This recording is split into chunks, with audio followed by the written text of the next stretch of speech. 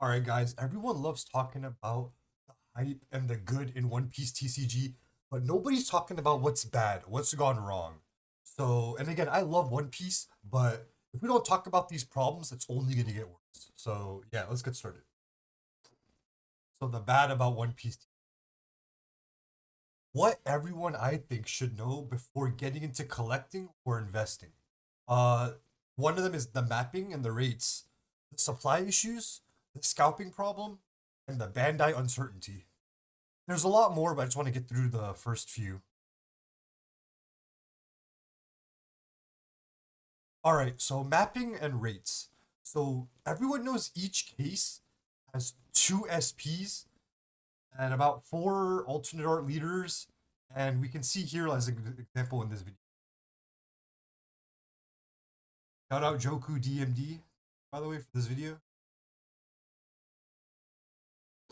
So I believe that the And mangas take an extra slot so yeah, he got the in manga, which is luckiest, always Divine guaranteed. Card.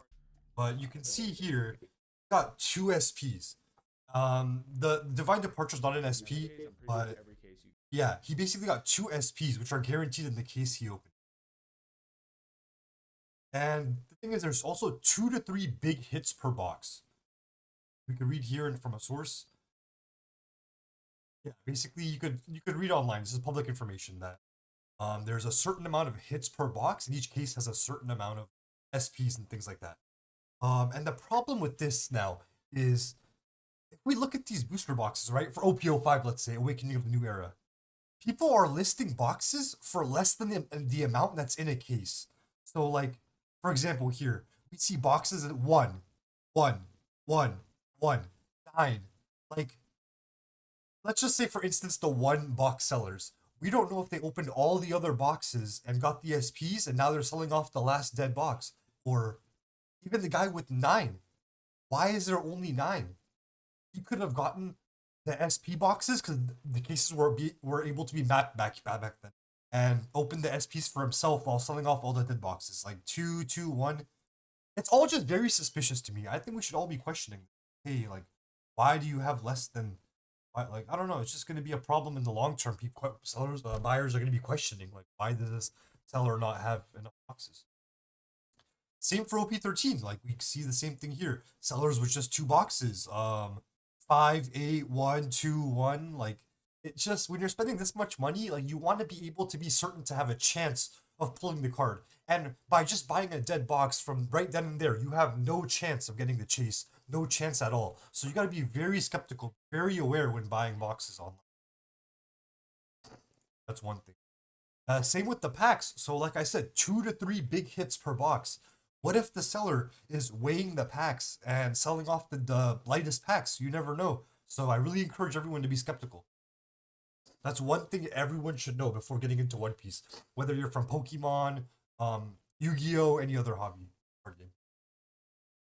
Weighing. Yeah, so you got into this basically. It makes you wonder, are the packs you are buying weighed?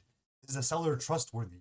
When you see a seller selling 15 booster packs, just wonder what happened to the other 9 booster packs. Like you don't know if they've been weighed and the hits taken or just something to question.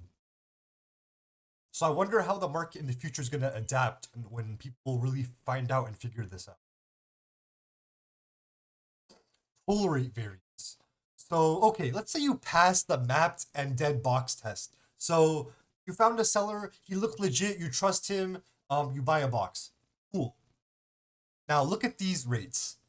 The red manga or anniversary silver gold Luffy, for example, that is a 4.5 to 5.5% chance of pulling per case. A 5% chance per case. And a case is 12 boxes.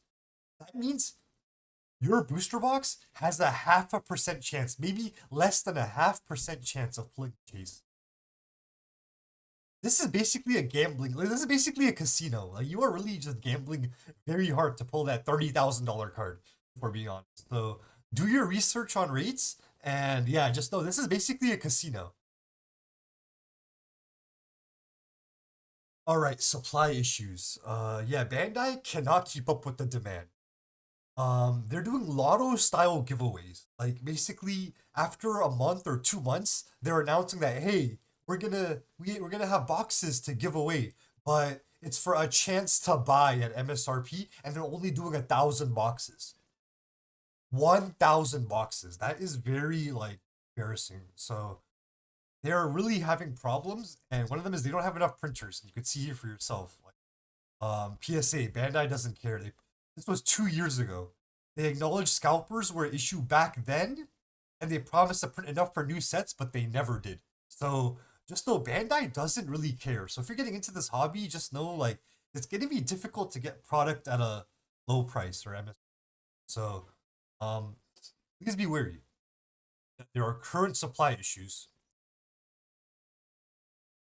Oh boy. So just like Pokemon, there is a big scalping problem. It's the same situation as Pokemon, but it's affected even worse because of the supply issues. It's basically just yeah, unemployed and resellers waiting in line, buying the blisters, double packs, everything. And same with the Bandai store. They will go and wait at the Bandai store and buy stuff. If you can see here, like sellers are getting unsealed boxes because Bandai is ripping the seals off them, and scalpers are forced to post the receipts to provide some sort of like proof or trust that these packs aren't rigged or weighed. It's just kind of funny to see, that this is what it's come to. People have to post receipts just to gain some trust. So yeah, that's and yeah, one thing I noticed is also local stores are not selling to collectors anymore. For example, some of my local card shops in my area, they are just saying and lying, saying they don't have product, but in reality, they are saving the product and selling to the players, to the people that come in every week and play the game.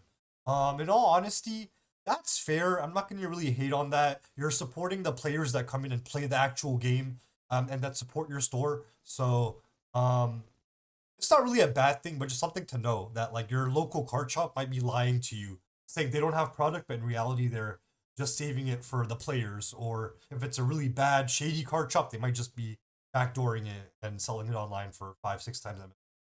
So just be wary that you don't know, no one's safe. It's the unemployed are doing it, the resellers are doing it, the card shops are being wary. So just watch out for, be wary.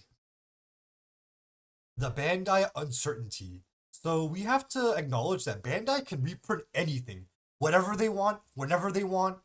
They can do. It's up to them, but it doesn't necessarily mean they will. I think Bandai is being run kind of differently than other Bandai companies, the other Bandai card games. So it's really like they're approaching it way differently, and they're understanding card games and the market and keeping the game alive. So I would lean towards they won't, but just know it's a possibility. Um, Another thing that since we're still new and we don't know yet, there could be rarity reprints. So for example, in OP13, right? Why is it so hyped? Because we have red mangas. They're the first ever red mangas in One Piece. But what if there's another red manga? What does that mean for the price of the current red mangas? The Luffy, the Ace, the Sabo.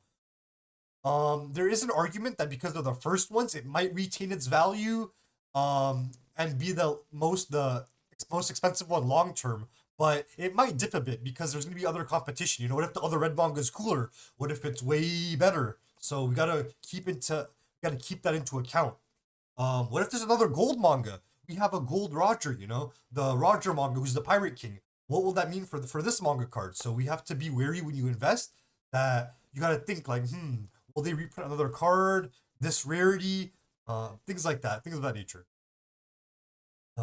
Yeah, same with the Oda stamped Luffy. Like, what if there's another Oda stamped card? What if it's a better Gear 5 Oda stamped Luffy, or a picture, or some green manga Luffy card with the Oda stamp, and it has like some crazy manga panels in the background, and it's like you never know. So, yeah, there's just a lot of uncertainty because it's really early. Yeah, thanks for watching. That's all for now. I didn't cover everything. I just wanted to cover what was on my mind and what I thought was needed to be discussed because a lot of people are coming from Pokemon and other card games, and they're just trying to get in on the money, the hype, the chases, but they don't exactly know what they're getting into if they're ripping product or investing. So I thought I'd make this video. Let me know what you think. How do you feel about One Piece long term? Thanks for watching. Peace.